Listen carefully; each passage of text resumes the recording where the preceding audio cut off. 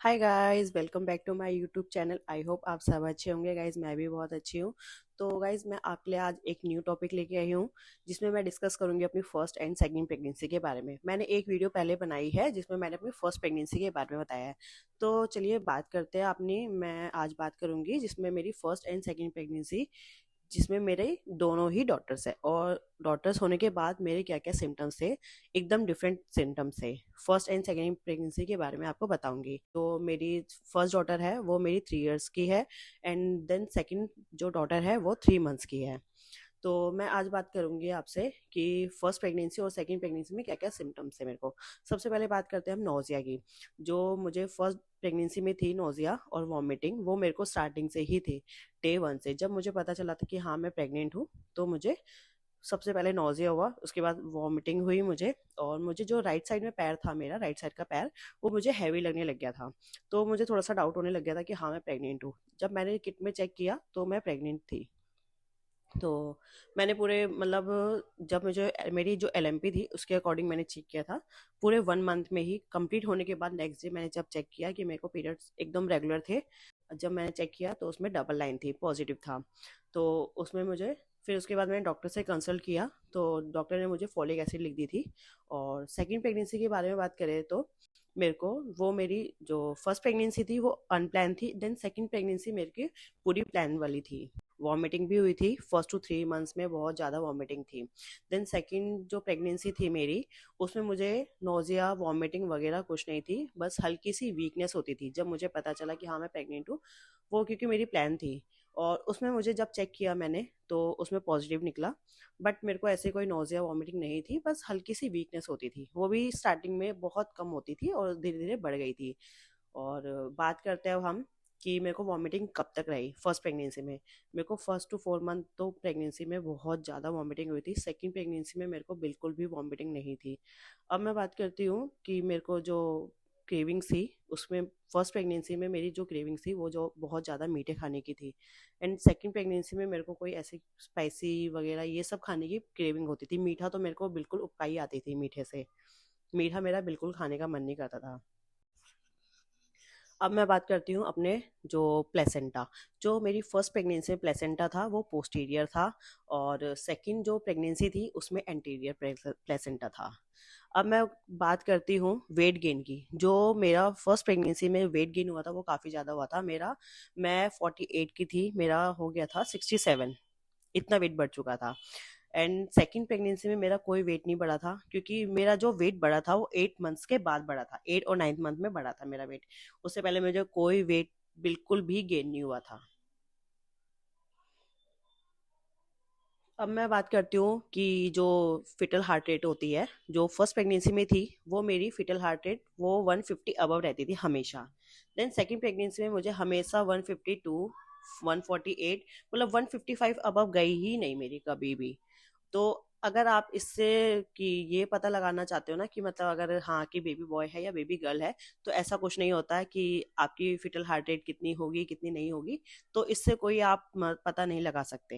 अगर आपकी जैसे, ये भी होता है कि भाई प्लेसेंटा से बहुत लोग पता लगाते हैं कि अगर एंटीरियर होगा तो बेबी बॉय होगा और पोस्टीरियर होगा तो बेबी गर्ल होगी या बेबी बॉय होगा, बट ऐसा कुछ नहीं होता। मेरी दोनों प्रेगनेंसी में मेरी डॉटर हुई है। मेरी 2 टाइम, मेरी जो सेकंड प्रेगनेंसी थी उसमें मेरा एंटीरियर था, और जो फर्स्ट प्रेगनेंसी थी उसमें मेरा पोस्टीरियर था। अलग अलग था बट मेरे को सेम जेंडर हुए, दोनों बेटियां हैं। अब हम बात करते हैं टमी शेप की। जो मेरी जो टमी शेप था फर्स्ट प्रेगनेंसी में वो बहुत ज़्यादा हाई था। देन सेकंड प्रेगनेंसी में जो मेरा टमी शेप था वो बहुत लो था। तो जो फर्स्ट से था फर्स्ट प्रेगनेंसी में, उसमें मेरे को पहले ही बहुत ज़्यादा टमी दिखता था स्टार्टिंग से ही।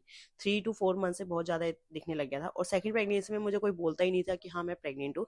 मेरा 5 to 6 मंथ में थोड़ा सा बेली शो होता था। अब मैं बात करती हूँ वीकनेस। तो मुझे फर्स्ट प्रेगनेंसी में कोई वीकनेस नहीं होती थी, मैं सारा घर का काम करती थी, बल्कि मैं वर्किंग भी थी। सेकंड प्रेगनेंसी में वर्किंग नहीं थी क्योंकि मेरे पास ऑलरेडी एक बेटी थी, तो मैं उसको ही संभालती थी, बट मुझे वीकनेस बहुत ज़्यादा होती थी। और अगर मैं बात करूँ नींद की, तो मैं फर्स्ट प्रेगनेंसी में बहुत ज़्यादा सोती थी, बस में भी सो जाती थी, मेट्रो में भी सोती थी। जब मैं ट्रैवल करती थी अपने ऑफिस के लिए तो मैं सो जाती थी। और सेकंड प्रेगनेंसी में मुझे बिल्कुल भी नींद नहीं आती थी। मैं स्लीपिंग पोजीशन की बात करती हूँ। जो मेरी फर्स्ट प्रेगनेंसी थी उसमें मैं राइट साइड में ही सोती थी, और जो सेकंड प्रेगनेंसी थी उसमें मैं हमेशा लेफ्ट साइड करवट लेके सोती थी। बेबी की जो पोजीशन होती है वो किस साइड थी मेरी, फर्स्ट प्रेगनेंसी में मेरे को राइट साइड में फील हुई थी। उसके बाद मेरे को, और वो स्टार्टिंग कब हुई थी, मेरे को 4 to 5 मंथ्स के बीच में हुई थी। ठीक है। इस टाइम जो आपकी फर्स्ट प्रेगनेंसी होती है उसमें आपको पता नहीं चलता इतना एग्जैक्टली कि मतलब किस साइड पे मोमेंट्स है, मतलब जब आपको डॉक्टर को आप दिखाते हो या अल्ट्रासाउंड वगैरह कुछ होता है तब आपको थोड़ा थोड़ा पता फील होता है। अदरवाइज फर्स्ट प्रेगनेंसी में आपको इतना नहीं पता चलता।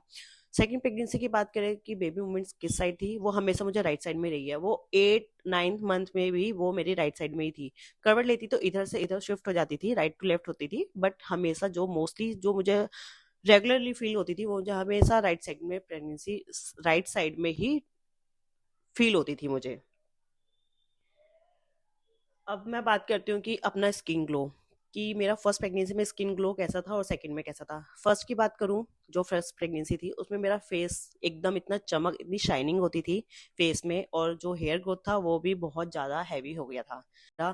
फेस ग्लो इतना हुआ था बहुत ज़्यादा, बट मैं अपने ना डाइट का भी बहुत ध्यान रखती थी उसमें, और सेकंड प्रेगनेंसी में भी डाइट का ध्यान रखती थी, पानी भी बहुत पीती थी। बट ऐसा कुछ नहीं था, क्योंकि फेस पे इतना कोई ग्लो नहीं था, कोई हेयर ग्रोथ इतनी बहुत ज़्यादा अच्छी नहीं थी। जैसा था वैसे ही मेरे को सब कुछ 8 9th मंथ तक रहा। इतना कुछ हैवी नहीं हुआ हेयर ग्रोथ मेरा बहुत ज्यादा, क्योंकि फर्स्ट प्रेगनेंसी के अकॉर्डिंग सेकंड प्रेगनेंसी में इतना कोई हेयर ग्रोथ नहीं था। और स्किन ग्लो की बात करूं तो मेरा कोई स्किन ग्लो इतना नहीं था, बल्कि यही था कि हाँ शायद मुझे सबको ये लगता था कि मेरा सेकंड जो प्रेगनेंसी है उसमें बेटा होगा, बट ऐसा कुछ नहीं।